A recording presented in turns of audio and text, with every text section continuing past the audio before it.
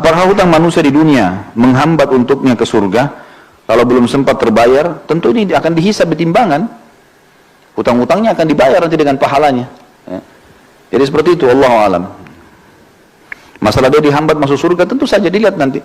Kalau setelah utang itu ternyata amal baiknya jadi berkurang, masuk neraka dulu. Makanya harus diselesaikan hutang-hutang itu, teman-teman. Dan ingat, jangan buka pintu hutang. Teman-teman sekarang, kita sekarang ini dililit dengan utang secara sengaja, dibuat program hutang itu.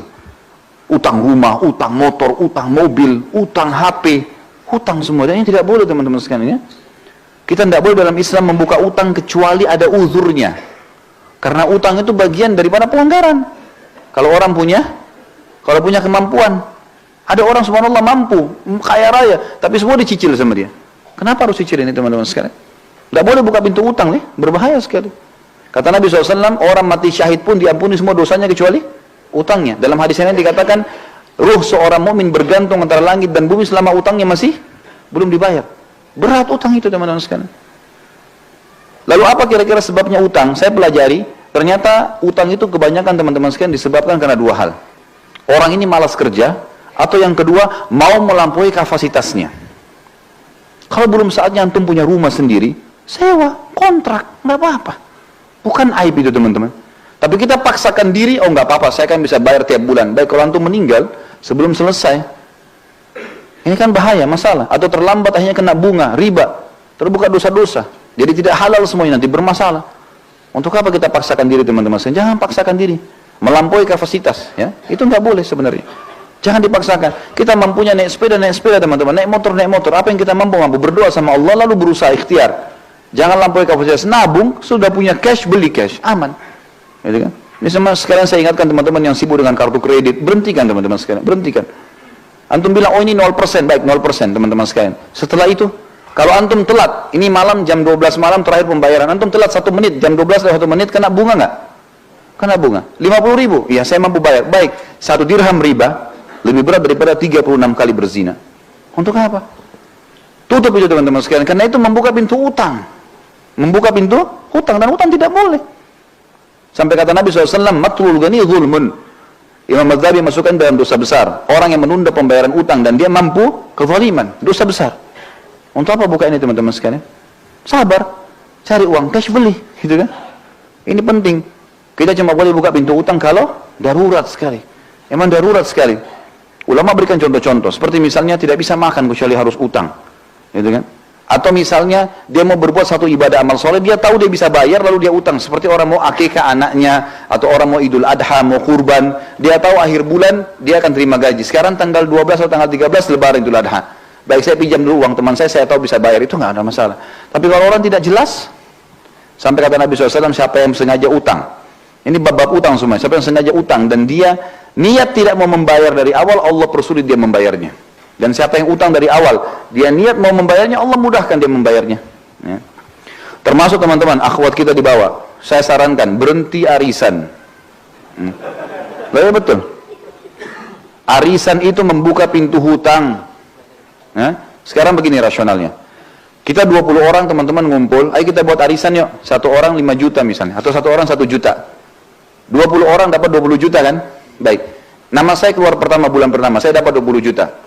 Ini banyak orang gembira, oh 20 juta, dihabisin beli ini, beli itu. Apalagi akhwat kita, Masya Allah, daftarnya sudah lengkap. Beli ini, beli itu, beli ini, beli itu. Sadar nggak dia, kalau dia sedang punya utang 19 juta? Hah? Sedang punya utang nggak? Baik, kalau dia mati bulan depan, siapa yang bayar? Nggak bisa. Ini membuka pintu utang loh. Mengkhayal beli barang, padahal uangnya orang dipakai. Hutang ini. Dan orang yang paling terakhir dapat itu darar. Nggak boleh dalam Islam itu darar. Dia selalu berharap supaya dapat, tapi nggak dapat, namanya nggak jatuh, terakhir baru dapat dia. Jadi dia seperti membiayai orang lain semuanya dulu. Lah ya, ini nggak boleh lah, teman-teman sekalian. Ada orang tidak melihat hukum syarih itu bahaya. Kalau menurut saya, Allah tinggalkan. Pernah istri saya ikut, saya nasihatin dia, hati-hati loh, berhenti, ini nggak boleh. Waktu dia sampaikan saya bilang ini nggak boleh. Ini bahaya, membuka pintu utang. Sekarang kalau kau meninggal dalam 2-3 bulan setelah itu, siapa yang bayar? Pasti saya ahli warisnya kan? Ya kalau saya punya duit, kalau enggak, loh ya kalau kita pas suaminya punya uang misalnya, kalau nggak punya uang gimana? Kan jadi utang yang bergantung kan? Gak bisa. Atau ada orang lari, zalim, dia pergi. Kan jadi masalah. Baik, kalau mau kumpul pengajian, nggak usah ada arisan. Ya nggak? Benar nggak ini? Hah? Tangkap nggak secara rasional ya? Jadi pelarangannya itu karena membuka pintu utang. Orang yang terima pertama itu utang 19 juta loh tadi. Uangnya orang kita pakai, gimana caranya kita bisa bawa duit orang baru kita pakai belanja kebutuhan kita. Coba pikirkan teman-teman. Ini kenapa? Karena mau melampaui kapasitasnya. Udahlah, dunia sebentar. Kata Nabi SAW, perumpamaan saya sama dunia seperti musafir yang sedang mampir di bawah pohon. Hilangkan penatnya, pergi habis itu. Kata Syekh Utsaimin rahimahullah, kalimat yang mulia. Seseorang mukmin orang muslim harus menjadikan dunia ini seperti kamar mandi. Seperti WC-nya. Dia datang, selesaikan hajatnya, dia pergi. Dunia cuma begitu saja. Maksudnya, tidak usah terlalu berlebihan. Hajat diselesaikan, penting, kemudian sudah. Gitu. Seperti itulah. Ya jangan melampaui kapasitas kita. Ini Allah, ini saran saya ya, saran saya. Tapi kalau teman-teman ada di antara asatidzah, di antara duat yang memang memberikan solusi lain, alhamdulillah. Tapi saya pribadi, saya selalu mencari zona aman. Zona aman, ya kita mati kita aman. Kenapa yang kita masuk ke zona yang tidak aman? Kan gitu. Ini meja kita berdua ini aman, ini tidak aman. Masuk ke aman teman-teman sekalian. Ibadah yang ada perintahnya, gitu kan? Jangan buka masalah dengan orang lain, jangan buka pintu utang, jangan gantung sesuatu. Udah jelas semua. Kalau saya tanamkan dalam diri saya prinsip adalah semuanya harus jelas. Udah. Halal halal, haram haram. Halal tinggal nikmati, halal tinggalkan.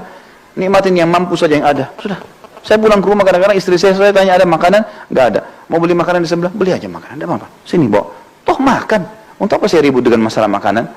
Tinggal beli makanan di sebelah makan. Bismillah, alhamdulillah. Yang penting lapar sudah hilang, habis. Dunia begitu kok. Masuk lihat pakaian saya mana yang ini? Oh belum dicuci. Baiklah, yang ada saja saya pakai. Clear, selesai. Jelas kok, aman saja gitu kan. Gak ada sesuatu yang harus kita ributkan.